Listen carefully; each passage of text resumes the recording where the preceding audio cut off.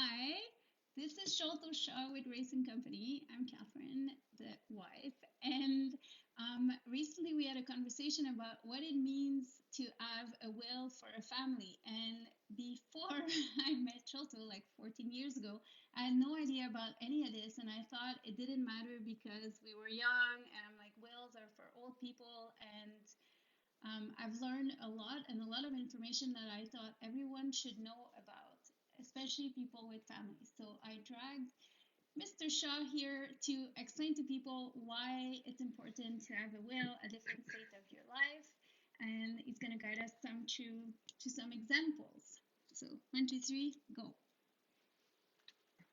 Hello.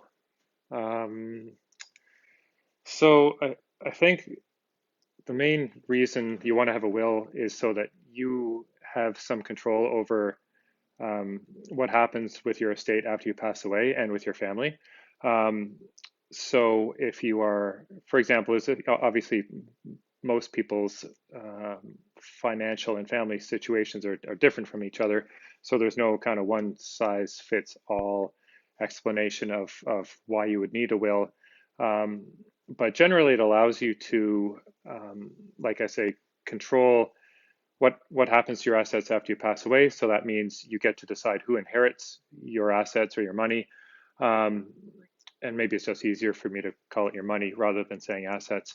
But that just means, your house, your car, your investments, um, other assets, personal belongings, artwork, that kind of thing. Um, and it allows you, so basically you appoint somebody to take care of your assets or your money after you pass away. If you're married, typically that's your spouse. If you're not married, if you're a single person, or divorced, typically that's one of your parents or a sibling or a trusted friend. And so that person is your executor or your trustee. They're kind of, those terms are used interchangeably. So your executor is the one who's responsible for doing what you say in your will. So that means they would read your will, and if you say that you want all of your money to go to, your children, your executor is in charge of getting your money to your children. Now that might mean selling your house, depending how old your kids are.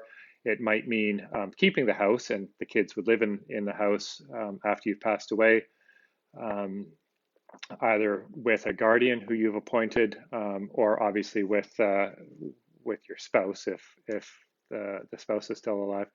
Um, so that's, if you've got a family, that's important because it basically, in the will, you'll name the executor who will take care of your assets, make sure that the kids are taken care of, that your money's invested for the kids if they're young, that they have allowances, or that their guardian has money to pay for raising the children, for food and rent, or tuition, whatever they need, basically whatever you would have provided for them.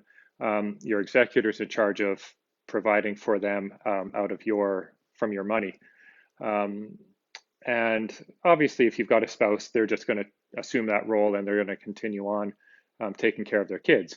If you don't have a spouse, or the kid's other parent isn't has predeceased you, or something like that, then you would appoint, or if you and your spouse die at the same time, then you would appoint a guardian or guardians to take care of your kids.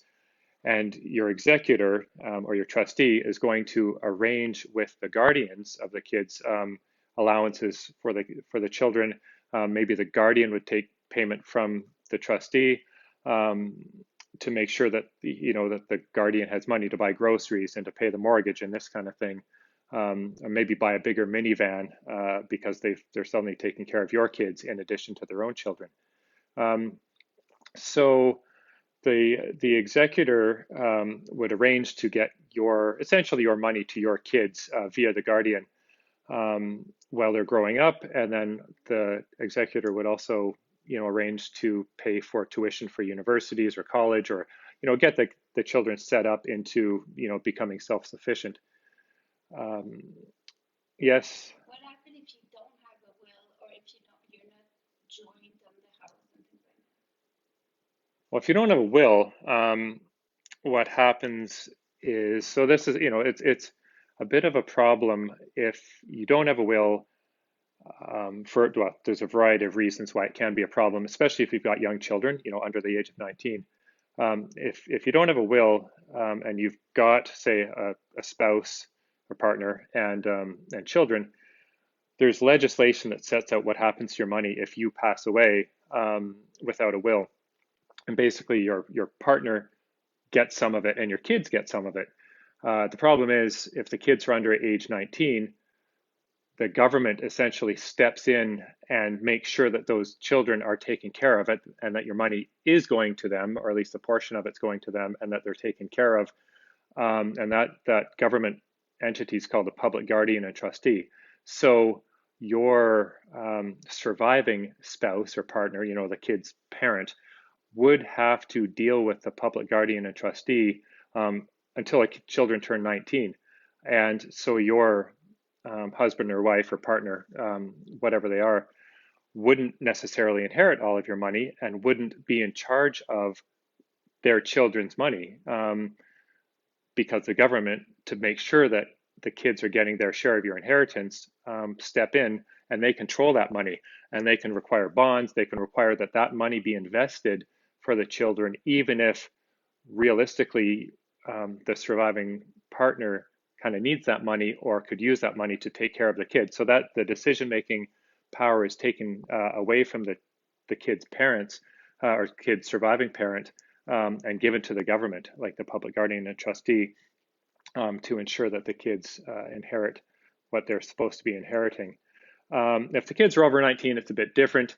But again, if you pass away while you own assets in your own name, and you've got, say a husband and two adult children, you might want your surviving spouse to inherit all of your money because they need that money to live and to pay the mortgage and take care of the house and that kind of thing. But they don't get all of your money. The kids get a good portion of it also. So, which might be fine. You might want your surviving partner to have some of your money, and your adult children to have some of your money also.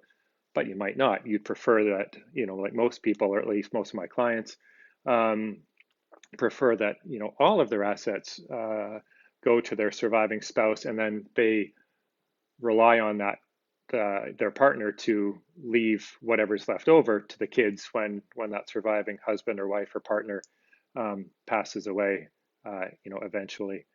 So it just basically, having a will puts you in control of what happens to that money. You can decide to leave all of your money to your partner. You can decide to leave some of your money to your partner and some to the adult kids, just to ensure that your kids get some of your money, and that the surviving spouse doesn't blow it all on silly things. So it's just one of those things that you might be satisfied with, essentially what the government legislation says happens to your assets after you pass away. But most people like to be in a bit more control and decide who inherits their money and at what time, at what ages. So, on that note, for example, if you don't have a will and you don't have a spouse or a partner, it's just you and the kids, and you pass away, and the kids are, young, say 10 years old or 15 or something like that, and you don't have a will, all of your money is controlled by the public guardian and trustee, so the government, and they decide how much money your kids get as they're growing up, what's reasonable for them, for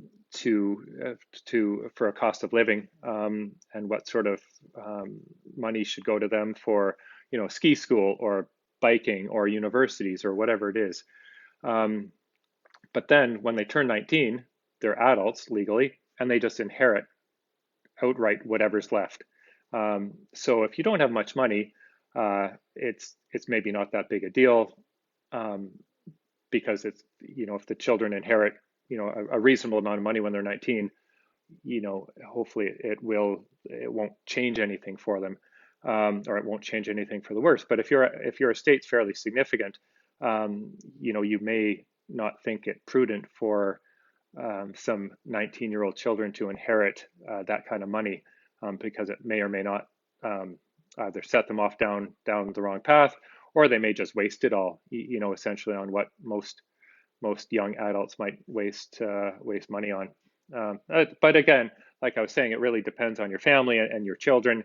And some people obviously at age 19 are on their way to becoming or are already, very responsible, prudent adults, and some 19-year-olds obviously aren't. So it really, again, depends on your family.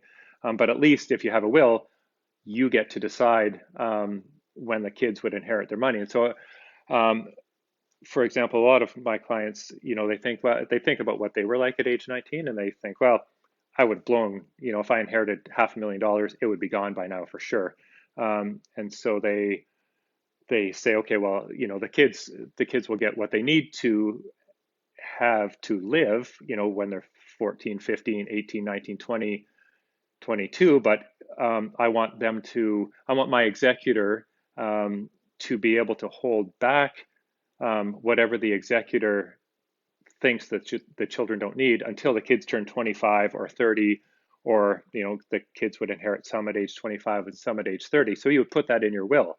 You would say, I want my executor to take care of the kids until they're adults and give them a reasonable amount of money for their upbringing.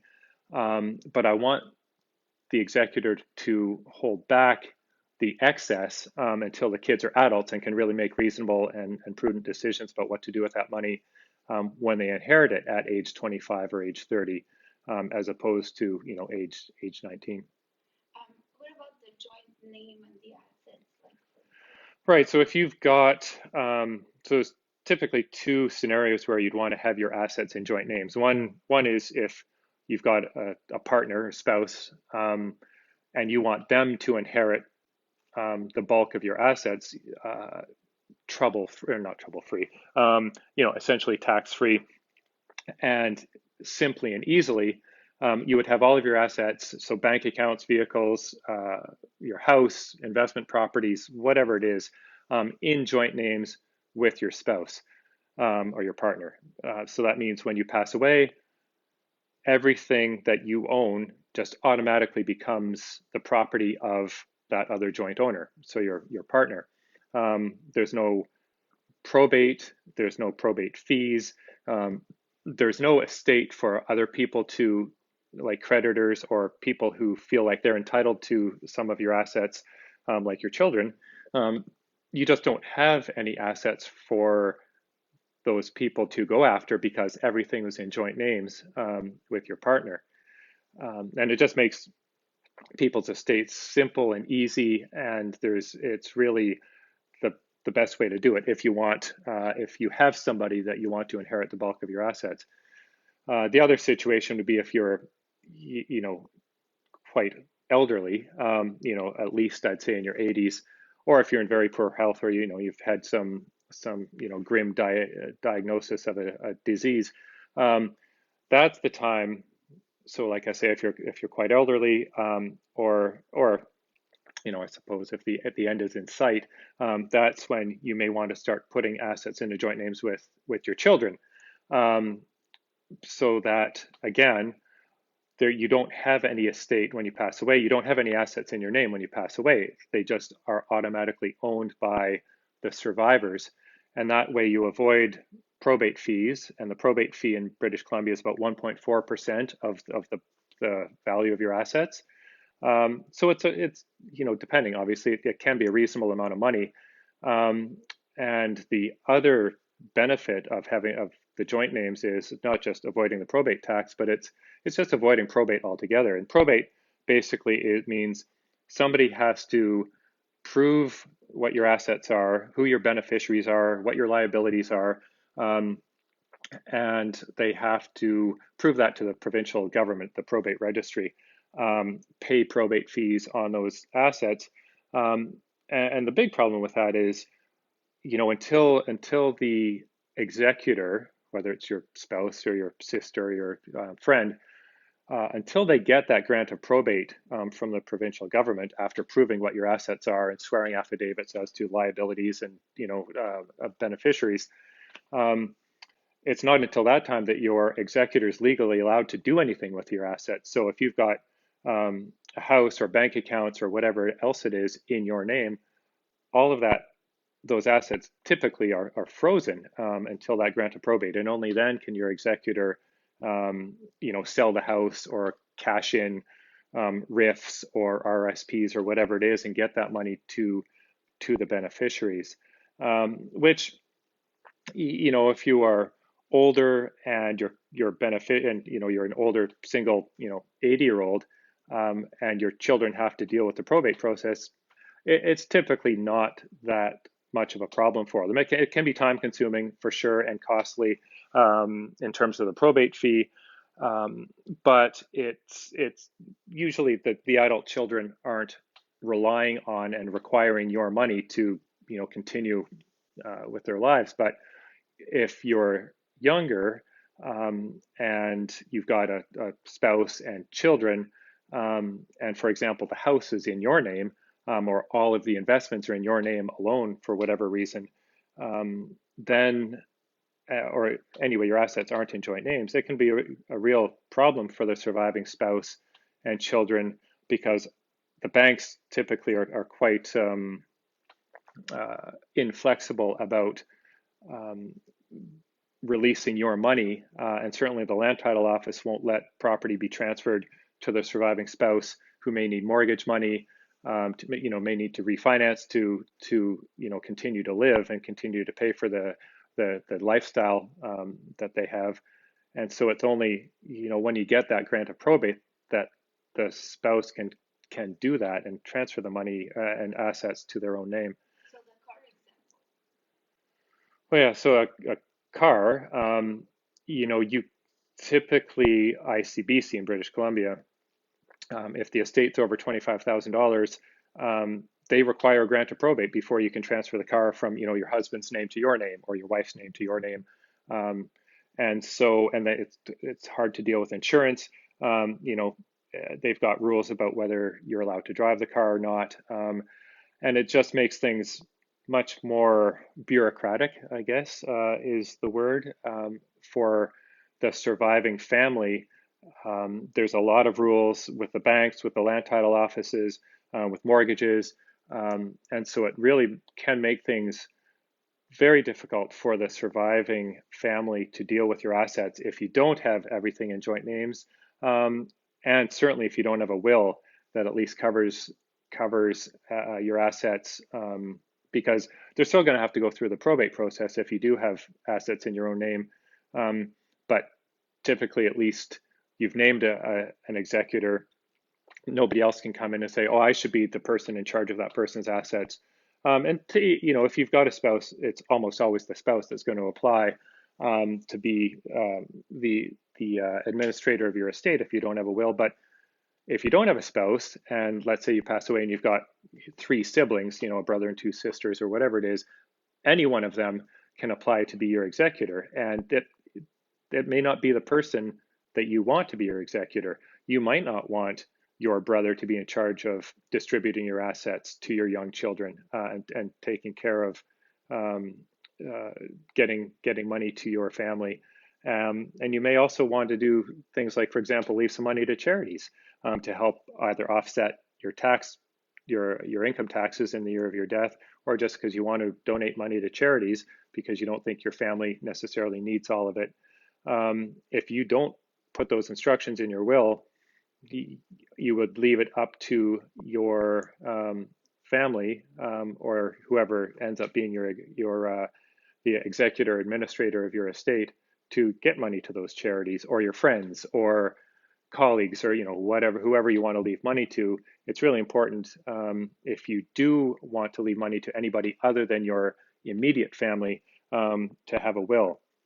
And for example, if you die without a will, like I was saying, the government decides who inherits your money, and in what percentages. So that may be who you want to inherit your money, but it might not. So if you pass away, and you've got kind of a large family, it's only your parents who would inherit your money. You say you've got no children and no spouse, you've got parents and brothers and cousins and that kind of thing. Only your parents inherit your money. If you pass away with no spouse or children, and you have a bunch of siblings, they share your money equally, which might be great for you, but you may also not want a certain sibling to get your money either because they have a lot of it already, or they've got some kind of addiction type problem or financial problems that would cause your money to disappear or be used in a manner that you wouldn't necessarily want. So by having a will, you can set up trusts for an adult disabled sibling that you have, or you can leave a share of your money that your brother, your say wealthy brother, would have inherited, and you'd rather a charity get that money. You can leave that money to the charity instead of it just automatically going to your brother if you pass away without a will. So Yes. how can you help and how can they get a hold of it? So basically, you can do a will yourself. There are will kits online. As long as you're pretty confident in, reading through those and doing them properly, you can do those, and it's possibly better than not doing one at all. The problem is a lot of people don't necessarily do them properly, and they don't think of all the other associated issues, such as typically you would discuss with your lawyer, which is making sure that you've got everything set up properly from an estate planning perspective. It's not just doing the will, it's everything else. It's having everything in joint names. It's making sure your life insurance beneficiaries are named properly. It's looking at powers of attorney and other sort of end-of-life documents, such as do not resuscitate forms, so that you aren't kept alive by heroic measures, for years if you're in some sort of vegetative state. You can make those directions, and your lawyer will go through all of those options with you and discuss the pros and cons, and give you some professional advice about if you've got anything other than perhaps a very, very standard straightforward estate. That lawyer will go through all of the options, discuss tax implications of setting things up one way versus another way, and maybe just give general advice about what you should or shouldn't do in certain circumstances. And certainly if you've got a blended family, you've got stepchildren, and then it becomes even more important, because there are reasons maybe not to have properties in joint names in that case. So basically, it's like I say, you can do these things yourself, but it's probably best to get some professional advice while you're doing it. And it's not, I think, all in, for example, I think our fees on, for a family, for spouses who do a couple of wills and powers of attorney, which in my view are at least as important as wills, it's maybe $800 to $1,000 sort of all in, including taxes and registration fees. So it's I guess a reasonable amount of money, but given the, sort of like talking to an accountant about your taxes, you can probably save more money perhaps in taxes and heartache and stress and this sort of thing for your surviving family, if you get a professional to consult with you on your estate plan, as opposed to just reading some stuff online and doing it yourself. So it's important to talk to, and especially if you've got a more complex estate, talk to your accountant about succession planning and estate planning, and also your lawyer, probably, rather than just trying to do it all yourself. So you can get a hold of us through our website online is raceandcompany.com. You can call our offices in Squamish and Whistler. We do appointments remotely. We can do Zoom or FaceTime calls. We can talk on the phone, or you can come into the office and meet with one of the lawyers in our firm who do this work. We've got me in Whistler, and Kathleen Vandery and Eddie Carter, both working out of our Squamish office. But we're pretty mobile and can go to either office to meet with people. And like I say, we do a good hybrid model now, especially after COVID, meeting with people online or video conference or by phone. All right. Thank you.